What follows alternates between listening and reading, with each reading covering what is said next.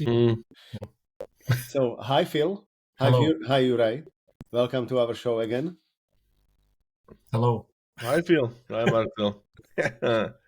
So, that's my pleasure to start with some first or quick introduction of Phil. Yeah. Then we will move on to fix it. And Okay. So I'm curious, Marcel. yeah. The only secret information. We've known each only- other for like a long, long time. Yeah. And maybe you will be sad what I will And tell about you. we've spent, maybe in the last 10 years, we spent more time with each other than we did with our families. So I'm curious to Yeah, find then out. you will present it to your family that this is a Phil. So, dear Phil family, this is your This is, your father and husband. yes. So, Phil is English. He speaks Czech. He lives in Prague for 30 plus years. And he spent, so almost all his life, because he's 32. And he spent 3 years in Bratislava in Slovakia. So he could, I shouldn't react, should I? yeah. You can fix it later. He Yeah. spent some time in Bratislava. So he could understand some Slovak jokes as well. And he know a couple. Slovak exactly couple, jokes. which means two. We can try it. Two Slovak words. He's ex-developer. Yes. He's ex-test manager. Yes. He's ex-New York half marathon runner. And he's certified ISTQB test manager. And he also has some other certifications. He's also conference speaker. He's entrepreneur and co-founder of the company called Tesena, providing some testing services. And he's crazy about books. He even learned playing piano by the book, if I remember that story. A lot of things. And sometimes it's pretty horrible because he reads some new book, he got inspired and completely changed what we are doing and start doing it, following the book. Even it's not always the best idea. So that's my quick intro, and now you can maybe make it better. Okay. So, yes, I've lived in Prague 30 plus years, a little bit over 30. It is more than half my life, that's for sure. Just tiny little bit by 2 years. So you are not 32. What? And I think I spent 4 years in Bratislava because I did 3 years in Slovenská sporiteľňa and nearly a year in Tatra Bank. And maybe 2 weeks on a different project, which didn't start well and finish quickly. Yeah, so 2 weeks. Yeah. Okay. I think maybe since this is going on YouTube, I won't mention. You can cut it out. We won't discuss exactly what. This is definitely a story for the pub. Yeah, but it's basically the only project I ever. I didn't walk away so much as I went there and said, "I'm sorry, I'm not staying," and left. So if you are interested about the company, link to their website will be in the in the video notes. Up there, yeah. So like it, subscribe, and check out what's the company. Yes, and I started in IT as a developer, but I didn't want to do IT at all. That was the last thing I wanted to do when I left university. But that was the only job I could find, and I needed to leave home desperately, so I took the job, and then was a developer. I was doing COBOL programming. You know what COBOL is? Mm-hmm. No. And then I moved on to, that was on Hewlett-Packard mid-range machine. Mm-hmm. Yeah, we know what you're talking about, Phil. And then I moved on to IBM These mid-range. are the printers, right? We had big printers, yeah. And disk drives, which had 400 megabytes of disk space. And it used to be like a washing machine. It used to like vibrate in the corner of the room. It was like a big thing. And then I was on IBM mid-range. And then somehow I got to a place called Prague. And I was supporting a banking system. There was a UK or an Italian banking system that was sort of supported from London. And there was 8 or 9 banks in the Czech Republic, which for some reason in 1992, 1993 were using this Italian-British banking system. And I was over here supporting it. I got a job here supporting this banking system. And I'd lived on that sort of, as a foreigner, lived on that for a few years. And then one day I was doing a project migrating the data from this banking system to a new banking system. And they liked me, and they asked me to then migrate from a different system, their own in-house system. This was Česká spořitelna in those days, which had just been bought by Erste. And they wanted to have a new core banking system, Erste. So they wanted to migrate from Česka's system to the new core banking system. And it was, let's say, a very political hot potato. It wasn't a technical exercise. It was a political exercise. And I managed to do it. So, and then they said, this guy can do anything, obviously. So they said, your next job, Phil, your next challenge is to be a test manager. So that's how I became a test manager. And have you ever tested something? Once, only once. Only once as a software tester. And it was a complete disaster because I had this team of about 30, 40 people. And and I had the team divided by application areas. It was banking. So I had people doing accounts deposit, people doing loans, people doing accounting, and this sort of good stuff. And I didn't have enough people to do the deposits. So I said, oh, yeah, deposits. I'll know that. I can do that. So I said, I'll do the testing. So I was doing the testing, and I was brilliant. I was raising severity A defects every 5 minutes. I was really throwing them out. Rejected, no? This doesn't work. This doesn't work. This doesn't work. And every single defect got rejected. And the sort of like the business analyst from the supplier was sitting opposite me in the office. So there was like a parapet between us. Yeah, and I used to write the defect down. Boom, yeah, A, got it. Yeah, and and I could hear the ping on his machine, and he started looking at it. And I really, a few minutes later, it came back. That's how it should work, Phil. Okay. Fine. That was my experience as a software tester. Okay. And maybe sorry, you're right. Go. Yeah, that maybe what should be interesting, for people that majority of people here would like to go to West and work there. And you came from UK to Czech Republic. Why? Yeah. Why? Right. Okay. I met a Czech girl. Those are the. Whenever I say explain it, everyone, of course, yeah. Typical. Yeah, it's a standard story. If anyone who's an expatriate in the Czech Republic and they've been here for a long time, say, why are you here? And say, I met a Czech girl. Oh, me too. And it's everybody has the same story. So, every time behind this woman, that's yeah. I'm in Prague as well, and I didn't met the girl here, so. Okay. But I went west, considering coming from Slovakia. Yeah. So. Yeah. And I already heard the story about the test management and all these things. So, but what I was struggling a bit about was your current hobbies, because I remember you scratch a lot of ideas from your list. Like I will give you one example, like ski, or I don't know whether bikes are on the list. So what is your current list? It depends which sort of bikes. So we're back to the talk with David, David Christ, So which sort of bikes are you talking about, man? So I don't know. I just searching. I know the original question is what are the hobbies? Because I know that you clean up the list a couple of weeks or months ago. So what's the current list? I would say the main hobby is cycling. I've really I used to cycle a lot when I was a lot younger. And then I didn't cycle for a very long time because I rode road bikes, like on the roads, and I used to do quite long trips and everything, and I really enjoyed it. And then when I got to Czech Republic, it was like the fashion was to have a mountain bike. Everybody had mountain bikes, so we bought mountain bikes. And I don't like riding a mountain bike, but I never really understood what the problem was.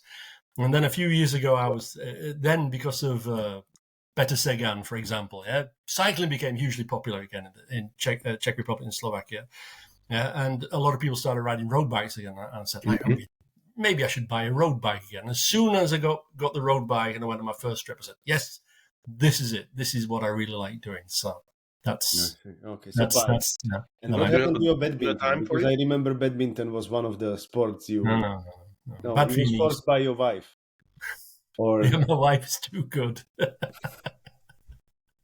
No, I didn't. I used to play badminton because I knew a lot of people that played badminton. And when I was in Slovakia, it was good because we used to go in the morning before work to play badminton, maybe once or twice a week. It was really quite nice to get some sort of sport because the project was otherwise 12 hours, 16 hours a day. So at least you had something. And then I started playing tennis because my son was playing tennis. And I really like tennis, but it's like at my age to play tennis. It's like quite so physically demanding. you drop badminton, you drop Yeah. tennis. Yeah. Do you play piano?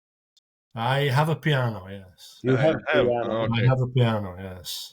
And do you play? Not very often, no. And guitar? Is it still on the I list? stopped playing guitar.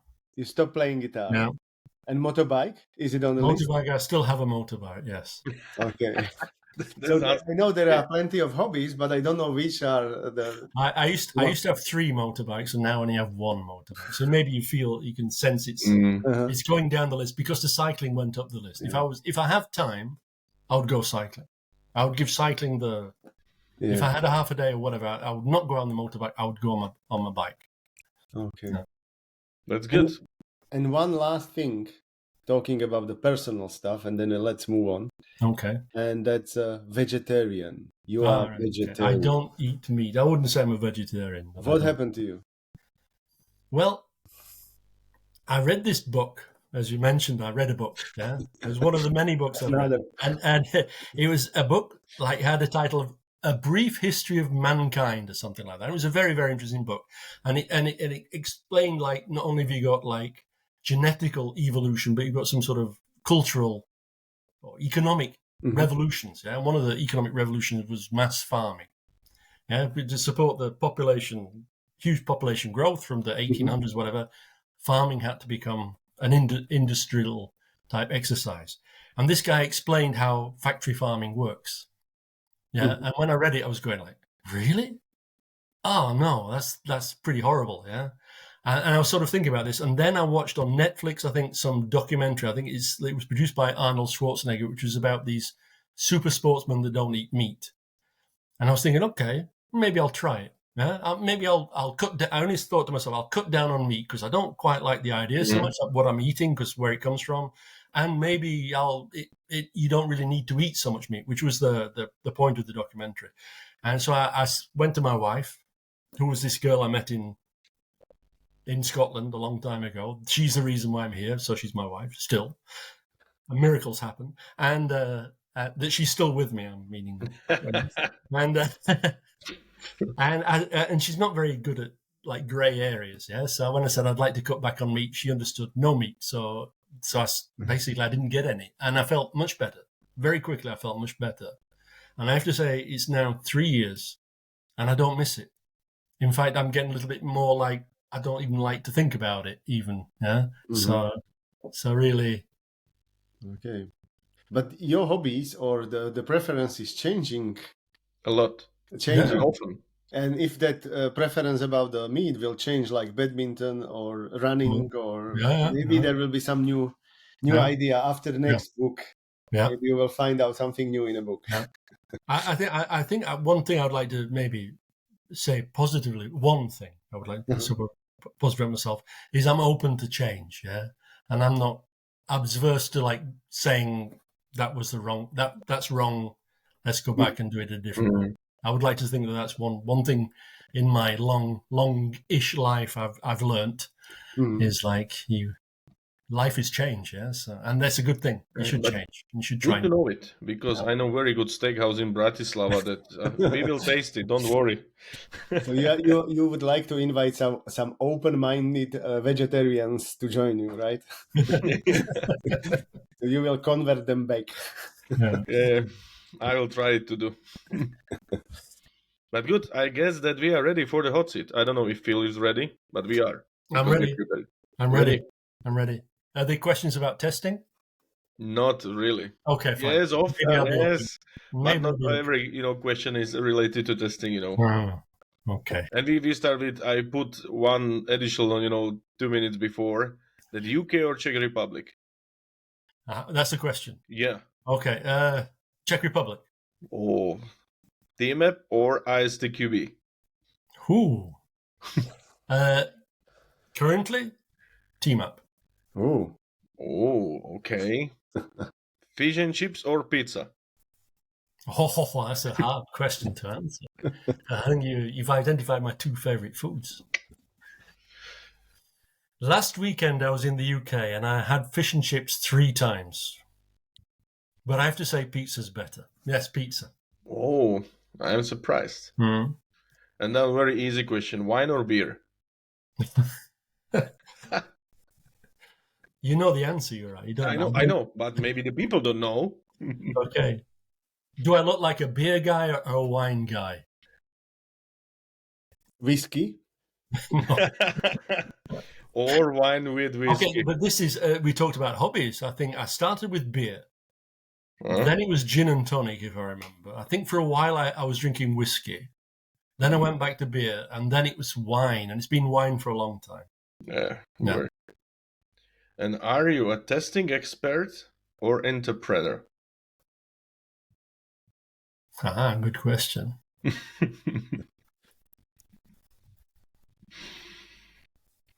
I think my preference would be to be a testing expert than an entrepreneur. Okay. I enjoy it more. Okay. Yeah. Test automation or manual testing?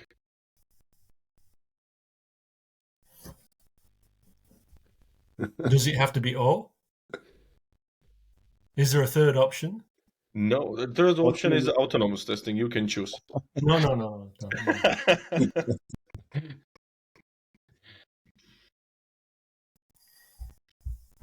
We are still waiting for answer. Do you edit the gaps out while I think about it? No. That's a very good question, I guess.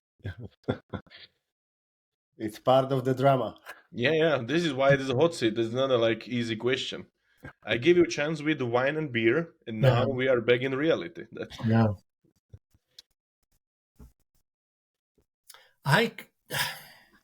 Do I have to say one of the? Can I just? I can't give a simple answer to that.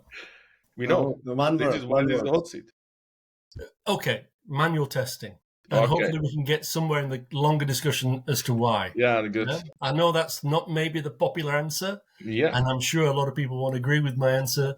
I hope I get a chance to explain it later. Very good. Yeah.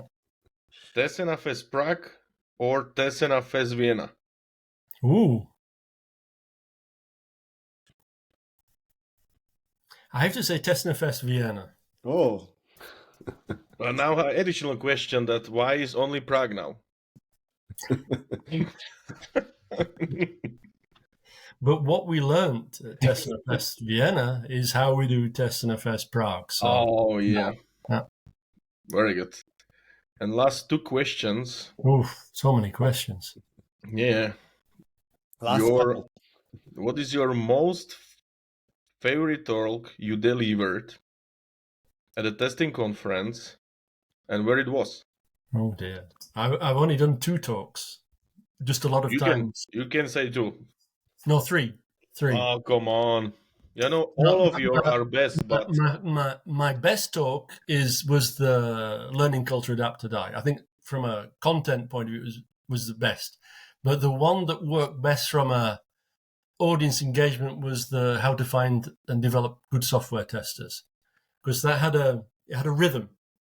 And it started off slow and got quicker and quicker and more intense and more emotional. So from a let's say performance point of view, that was a better one. You really could feel the audience gradually really getting more and more into it. Whereas the Learning Culture Adapt to Die, I think it's good, it's solid, and it opens up and brings a lot of things together. So from a content point of view, it's quite good, but from a delivery point of view, the test finding and developing software testers was better. And where it was? That was I did that one. The big one I did that was Eurostar when it was in Prague, 2019, and I won the Best Speakers Award. You manipulate the crowd. Okay, there was a little bit of audience manipulation involved. A little bit. A little bit. I was the only speaker for 3 days that mentioned that everyone should vote for the best speakers, and it was the last presentation basically. Yeah? So I couldn't lose. Yeah. Yeah, and this is the last one. And from the opposite side, what was the horrible talk from you?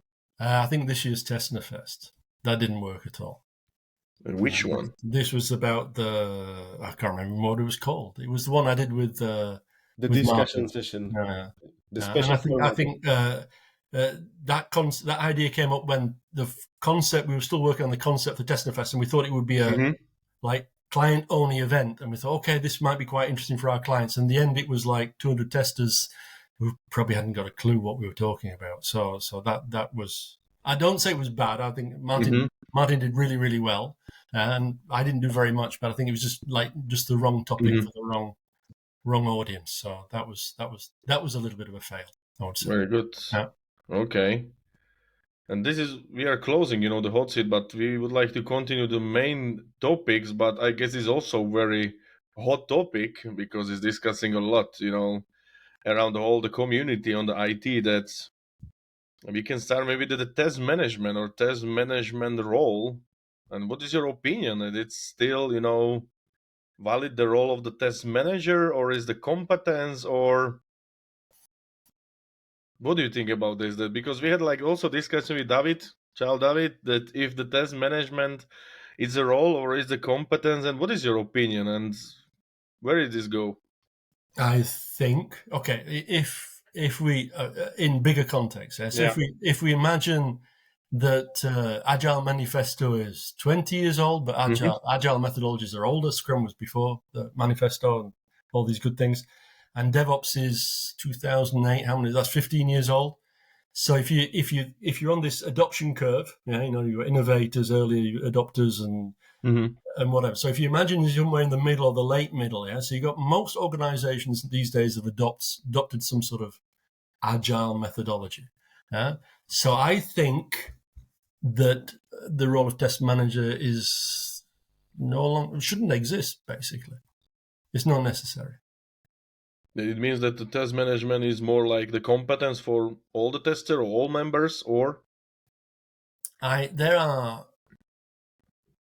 needed test management?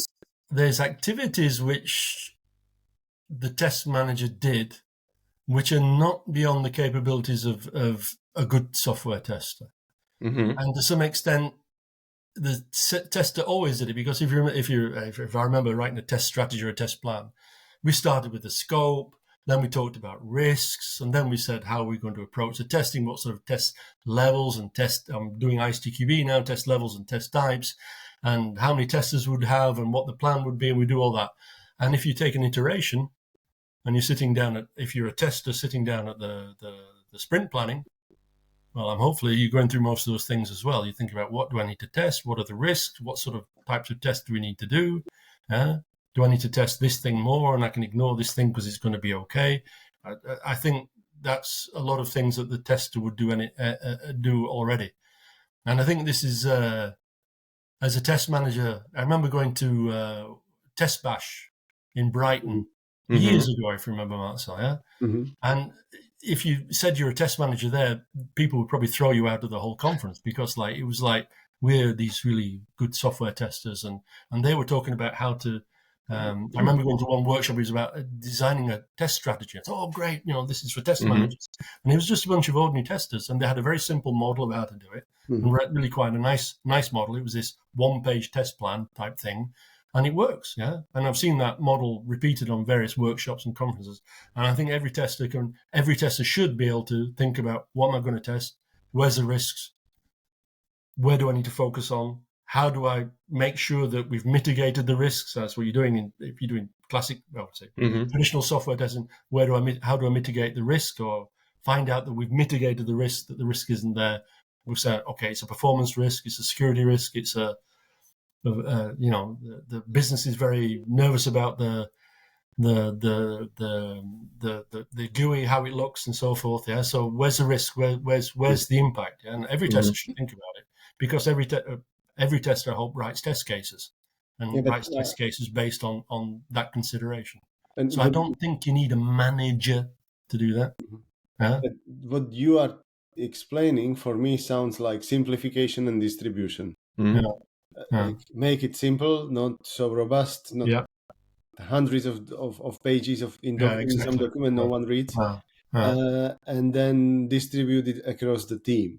Yeah. Is that so simple to distribute? Is it something Well, what you could? that's Mhm. the whole transition from waterfall, where we did these massive big things that took for years, and there you needed a test manager because you needed somebody, let's say somebody, a central point to try and collect all that thing together, because you had to look at a lot of things. And now you've got your deliveries broken down into various groups. You might have tribes, and in the tribes is these squads, and each squad has got its own product Mhm. backlog, its own sprint backlog, and you're doing little increments. And it's good to, on each increment, to rethink all those things, because each increment is going to be different. Yeah, so it's just naturally broken down into a smaller piece by the whole software delivery approach. Big projects, yeah, okay, you need a test manager there.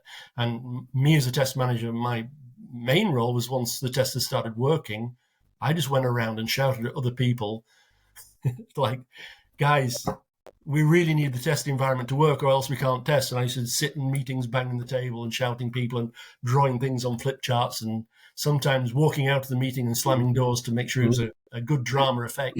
Sometimes that worked, unfortunately.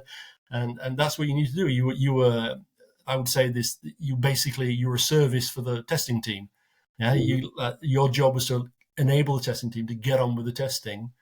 And then the other thing you had to do was like to collect all those thousands of test execution results and defects, and do the analysis in whatever tool you're doing, and do graphs, and then go and talk to the stakeholders about what was happening and why, and what they need to focus on, to get to the point. But if you're working in a team of 10, 12 people, then the tester can do all that. He can do all the communication. He can go and talk to the developer. He can go and talk to the solution architect. You're in a cross-functional team. You're working together. You don't have any, hopefully, political boundaries or so much miscommunication or difficulty communication as you had in one of those really huge waterfall projects. You do sometimes these assessment projects like test process improvement, and based on that, could you just guess how many companies, like in percentage, have still the role and follow the traditional test management? Like whether it's 1/3, or I don't need to have exact number like 76% or 32, but something like 1/3, 1/4, half. Yeah, I Really think no one. you go into if you go into organizations which haven't gone through the history of the waterfall projects, then you won't find a test manager. If you go to an organization which for a long time was in a very, we tried to have a software delivery process that was highly organized, highly management, project management methodologies, test management, and everything like that, you'll still find test managers, but they're not doing test management anymore, because they're somewhere stuck in a agile tribe doing what? I'm not quite sure. Yeah. Okay. Basically a little bit of the things I was talking about, like, okay, some tester's got a problem and I'll go and sort something out for that tester, or like making sure that people in different squads are talking to each other. But to my feeling is that the less you manage people, the more people manage themselves, and basically people will find a way to make it work. If you've hired the right sort of people, of course, you might. That's a big question, but if you've got the right sort of people in the team, or the right people with the right potential in the team, the less you manage them, the more they manage themselves, and they'll find a way. And so, maybe what you mentioned is simplification, but I saw also some companies who now have like simplification, that during a couple of years, then you can see that it looks like there is nothing, or the test management is not working there, because the tester is part of the team. There is no test cases, no procedure, no some standards, that they are in the sprints, and the developer prepares something and then start testers how to say from scratch, without strategy, I don't know, without preparing environment, etc. And then after these years, these companies need some audit. But yeah, that maybe, what is your opinion, that who should be now the guarantor, or to guarantee the quality in the cross-functional team if the test manager are not there?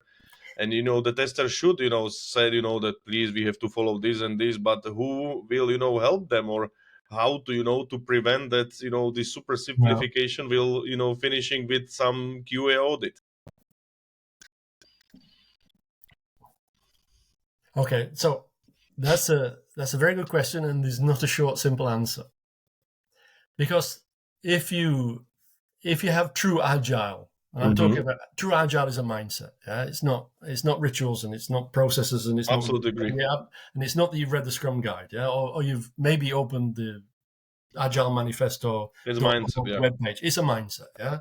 And the agile mindset, it says it basically in agile. I don't know why, and I'd like to find out.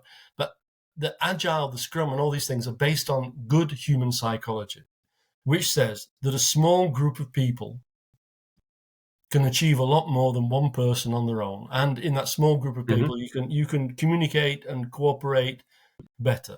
Yeah, but a group of people only works well together if they've got a common goal. Yeah, and they have some sort of common values. Yeah, and I don't want to make this sound like some corporate bullshit speak, but that's how humans work. That's basically our cultural evolution is based on this principle. So agile just goes back to basics. Small group of people who have a common goal, and the common goal is to deliver something which has for somebody some value. Yeah, to put it very simply. So who is responsible for the quality in that team is the team. The tester's role in there, and this is just coming to it. We talked about test managers, yeah, but like when I was at Eurostar this year in May, March, April, I don't remember, and for me, like conferences about networking, yeah, I don't go to, I go to too many, a lot of talks, and I just like switch off and I concentrate. But in the networking is great, and I met quite a few people that said they don't have software testers. And when I heard it, I was like, oh my God, for my last 20 years of my life, I've made money, I've clothed my children, I've eaten, I've drunk wine and eaten steaks and now vegetables, thanks to software testing, yeah? So it's my business, it's my life, yeah? And you hear someone say, well, we haven't got a software tester in our teams. And I'm going, oh my God. And they attend a conference about software testing. So yeah. No, conference about software testing. When we were in Finland this year, there was a presentation from the guys from Walt, and they don't have software testers. Yeah. So like there's even like these really, I think it's really on this early adoption stage, there is this group now which are really innovating. If we take the software tester out of the team, then the team feels more collective responsibility for the quality. Because for me, this is, okay, and like for the last year or so, I've been kind of like thinking about software testing. Me as a software, when I was a software developer, yeah, I never ever met a software tester. And I don't remember that we had a hell in production the whole time. Yeah, it worked. Yeah, I didn't even have a business analyst. Yeah, you were a developer. You develop software. Yeah, and you put it live. And okay, I don't want to say we were doing DevOps years ago, but basically, nobody had money to pay for software testers and business analysts, so they got a developer who developed it. And you said, like, if it doesn't work in production, whose responsibility is that? Yeah, whose fault if it doesn't work? It's mine. So what do? You test the thing to hell, because you don't want to be phoned at 3 o'clock in the morning that the batch failed because you've done some stupid fix. So you did a lot of testing. Yeah? And I think that when we put a software tester or a software testing team into the equation, there's this natural thing. Okay, software. I'll ask Pepper. He's a software tester. He'll test it for me. Yeah. Okay. And I think it's degraded to the point that and I've been sitting in open spaces in some of our, when I was working on projects years ago, and sitting in the open space, and there was various teams there, and opposite me were the group of developers, and they literally did the following. Yeah. 11 o'clock, lunchtime. Yeah. Oh, think that's finished. The testers can test it. I'm off for lunch. Yeah. And that's how it degraded. I think that we've created this codependency. Unfortunately, I think software, by being software testers and trying to be the ones who do software testing and be the experts about software testing, we created a codependency that everyone says, okay, I'll just shove it over there. He'll deal with it. He's the best. He's a qualified guy. It's his job. He'll do the testing. I don't do development. And that's where we seem to have got to. And if you take the software tester out, it's just like a mind experiment. Yeah. take the software tester out of the team, what would happen? If the only thing between me and production is me, what am I going to do? Yeah. And suddenly you'll have lots of developers testing. Yeah. So that's my kind of like point of view of where we might be going in that sort of direction. And you can see people already doing it. They got rid of the test manager. Yeah. Now they got rid of the tester. And I'm saying the guy that does the guy who has the monopoly on software testing in our team. They're getting rid of him, but they're still doing software testing. I think this will nicely fit into the next topic we have prepared, because we are slightly drifting from test management to something. Yeah, but that was a short topic. I don't think it's got a future or a role. Yeah, but you are opening another topic, like there is no future for testers as well. So I don't know whether that's so strong statement. But I've got some signals. No. I've got some signals. This will be the teaser. So, Phil said, no future for testers. I see it. Yeah, but I have some other maybe related question, and that's in area of learning. So what I should get ready for, or what I need to learn to be relevant in the future, is it still as a software tester or someone who spent last 20 years, basically entire career in software testing, should I pack all my stuff up and leave somewhere else, or what I need to learn, how to get ready for the future? And let's discuss about the skills and learning. That would be interesting topic for us. Okay. Maybe you can also recommend, for the test manager what they have to learn to have a job. Looking at Agile, we in Tessina, basically, we see a natural transition from test management to Scrum Master. Because the test manager's got a lot of the skills and experience and the quality focus that they have to change the mindset that they're no longer a manager.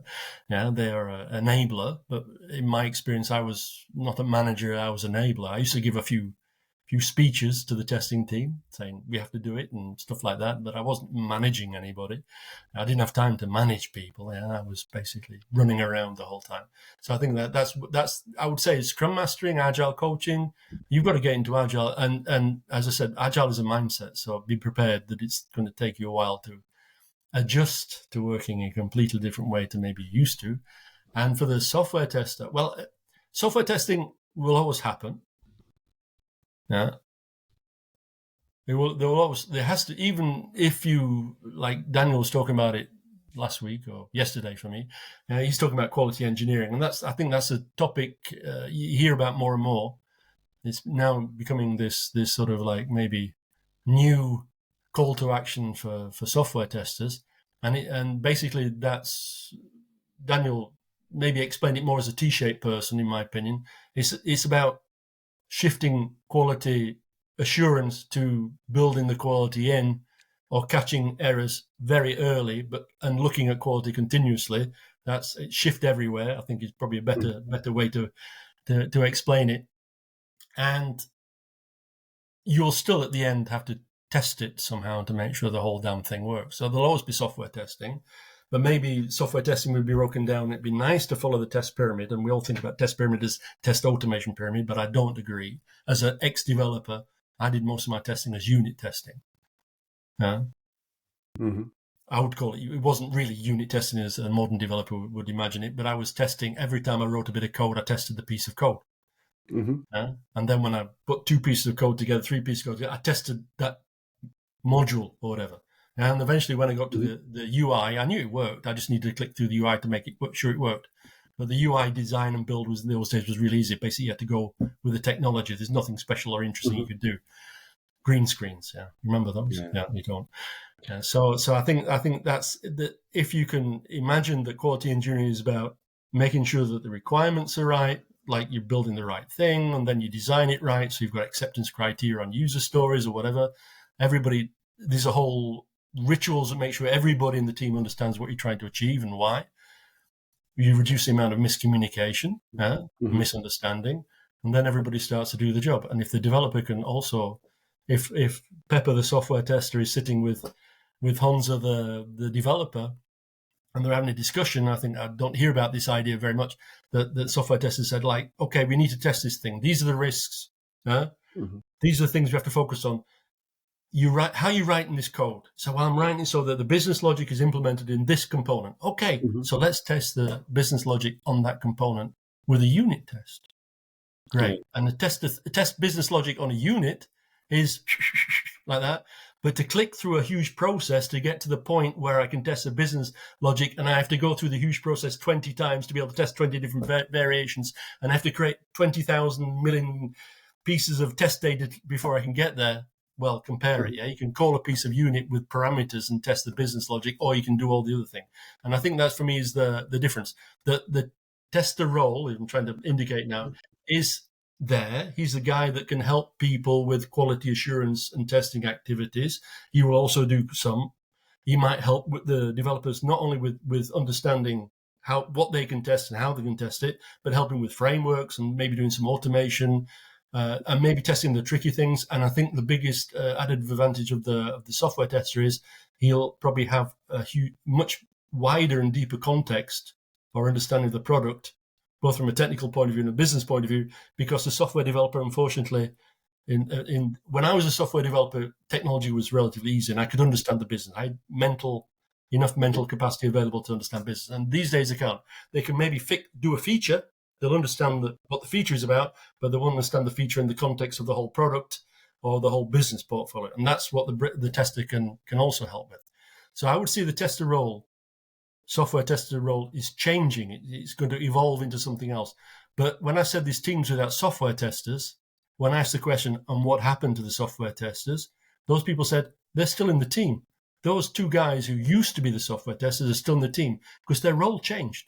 And their role became much more valuable than it was, because helping the whole team deliver quality, and these days speed is a big keyword. Yeah, it's not about quality; you have to deliver it fast.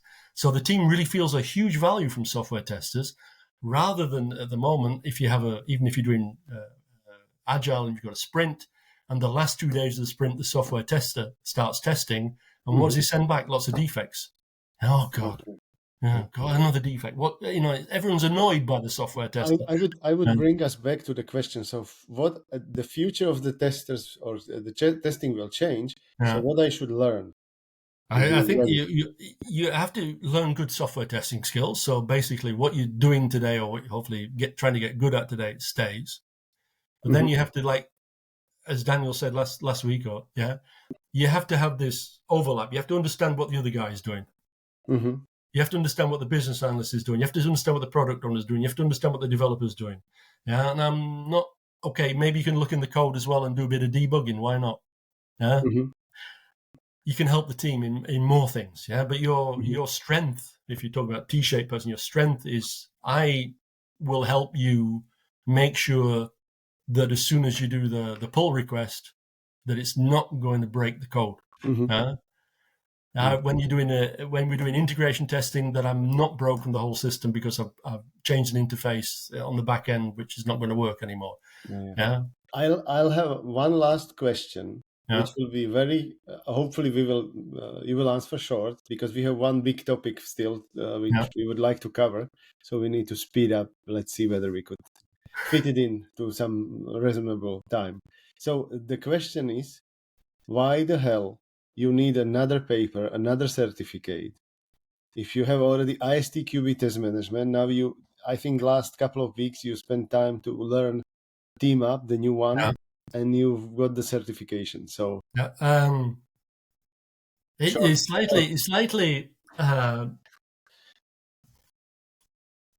Let's say there's a lot of aspects of that one, so I can't answer it shortly. So I can't fulfill the short. I really like the team up Why?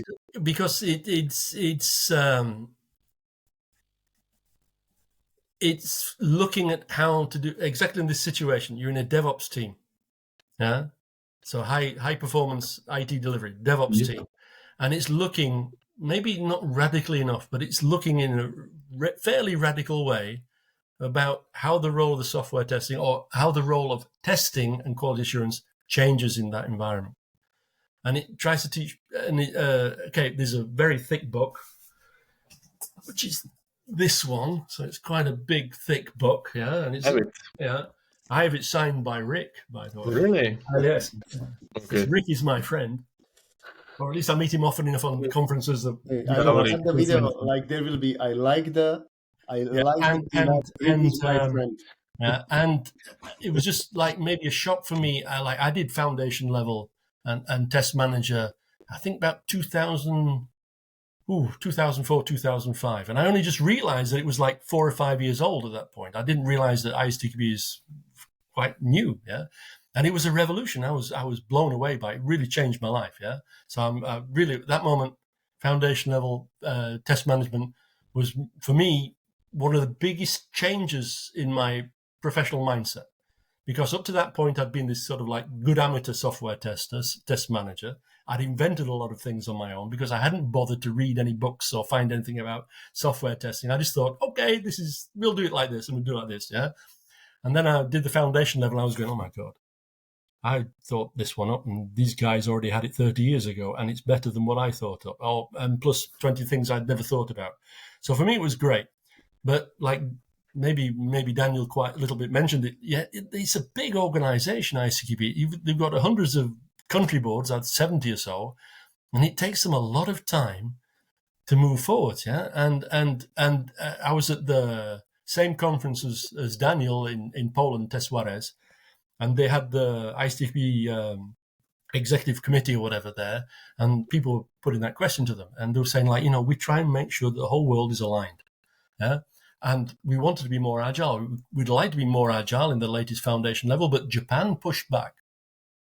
And I said, I don't give a what Japan thinks. I would like to have foundation level that supports my team, my testers, in working in an agile environment. Because talking about system testing and system integration testing is old. It's old-fashioned, yeah? And they've still got it there. I don't know if I haven't read the 4.0, but they've still got it there. Yeah, so for me, the team app is because it's basically a smaller group of people. It's sponsored or supported by Sogeti, which is like also. So they move faster. They're able to move faster, but they've also got the same problem because now they're trying to create this certification, or they have got a certification scheme, and they're trying to get more and more training providers. And I think we'll get into the same sort of problem that they can't update the materials so fast because all the training providers will have to update the materials. And I think it'll slow down as well. But for me at the moment, it's like nice to have that because you can, it's more, let's say, relevant to where we are at the moment than the foundation level. I did the certification, by the way, because I'd like to be a trainer. So the certification was so I qualified to be a trainer because I think it's something I'd like to train. I'll give training courses on. It means that we can expect that you will be the trainer of the team for Czech and Slovak Republic.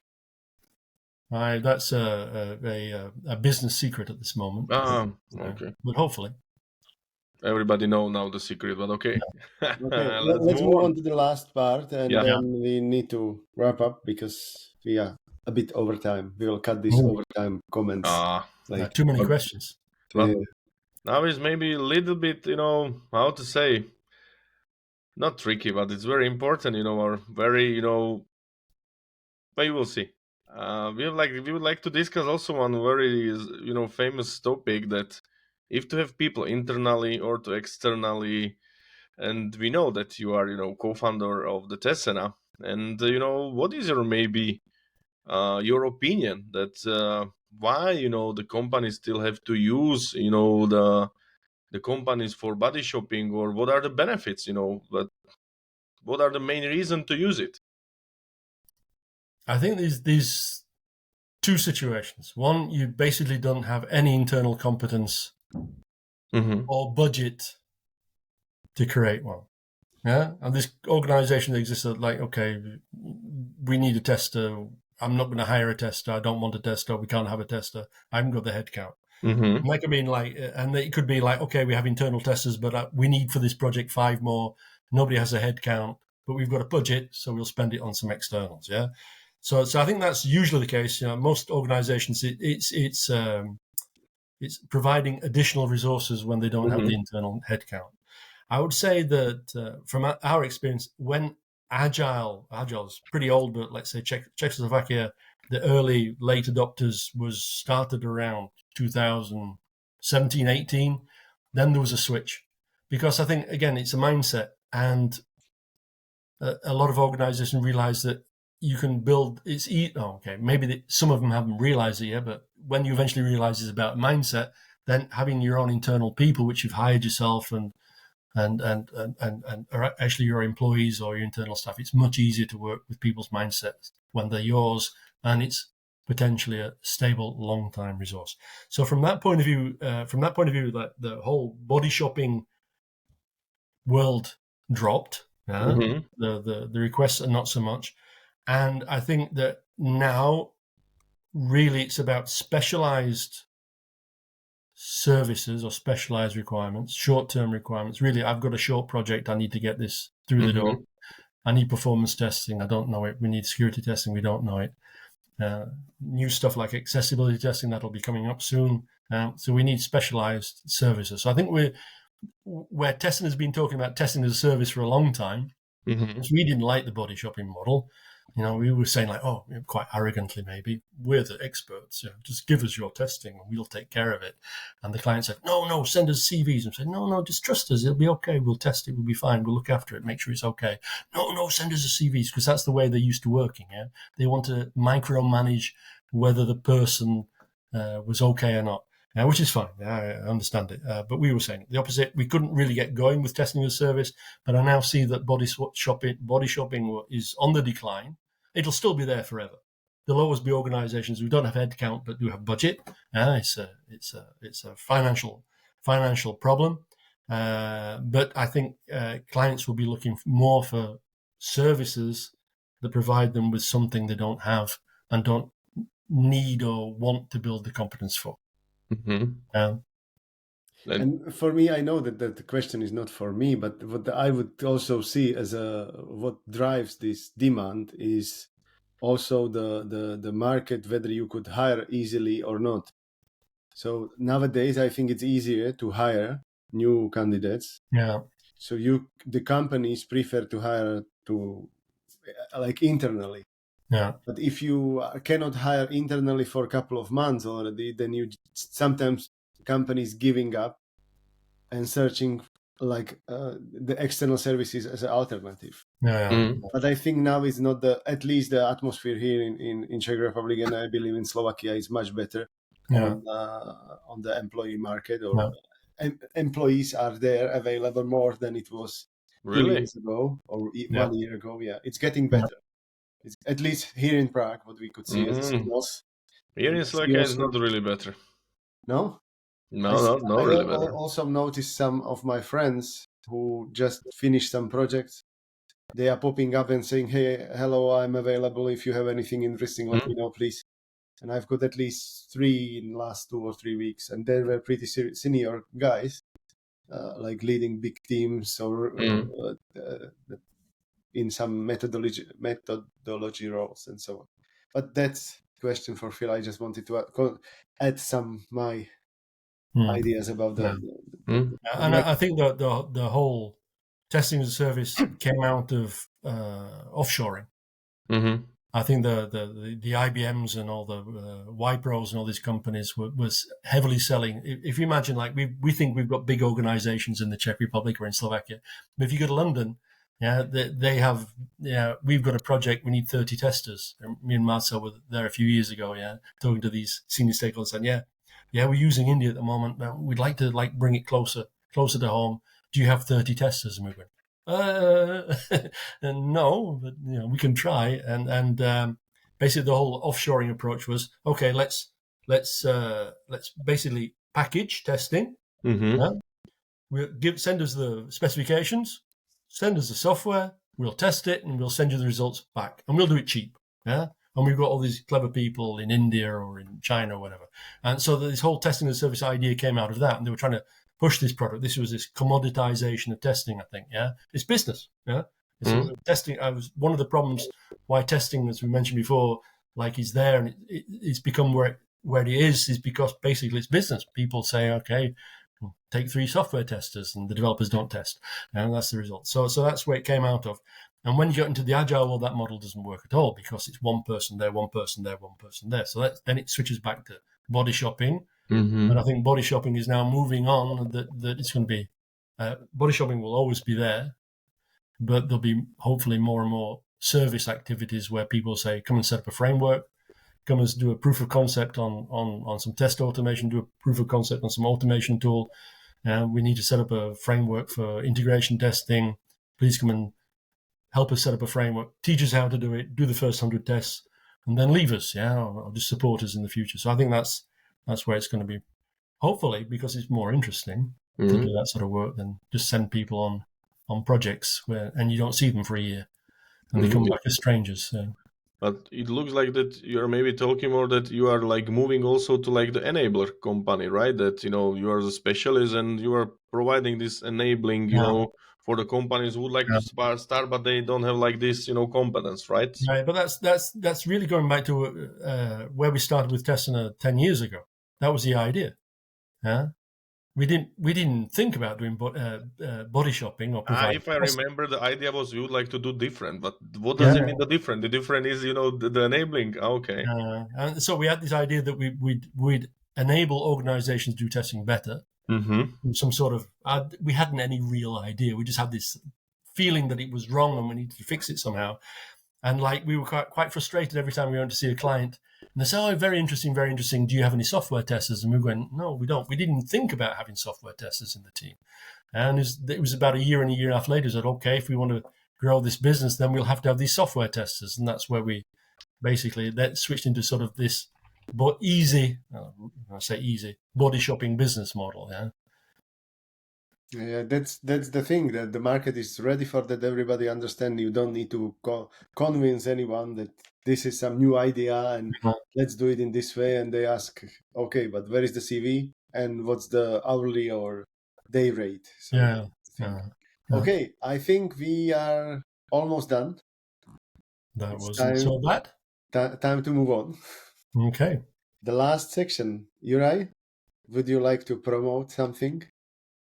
It looks like this time I don't have something I would like to promote, but I would like to maybe only say to all our fans to share us, to like, our, streams and videos, and I hope that, the Make It Fun will grow this year.